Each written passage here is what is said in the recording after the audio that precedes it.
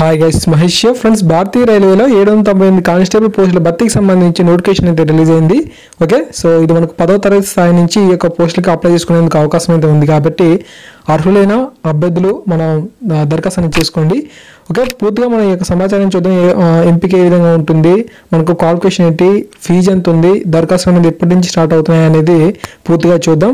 భారతీయ రైల్వేకి చెందిన వివిధ జోన్లలో ఖాళీగా ఉన్న railway production force, railway production special ఫోర్స్లో 798 కానిస్టేబుల్ పోస్టుల భర్తీకి అర్హులైన పురుష మహిళా అభ్యర్థుల నుంచి దరఖాస్తు అయితే కోరుతున్నారు.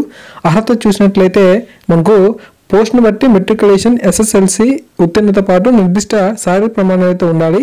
వయసు చూసినట్లయితే మనకు 18 నుంచి 25 ఏళ్ల మధ్య అయితే ఉండాలి.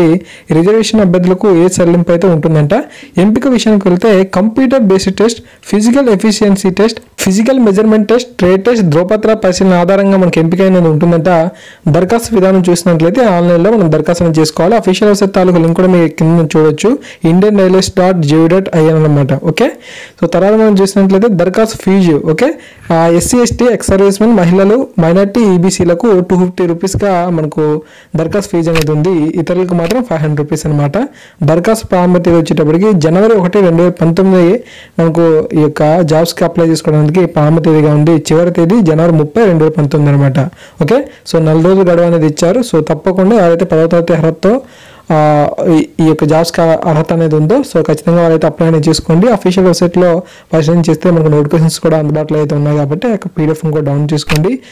ఆసక్తి ఉన్నవారు తప్పకుండా అప్లై చేయండి. 10 ఫ్రెండ్కి కూడా తెలియజేయండి. Thank you guys, thanks for watching this video.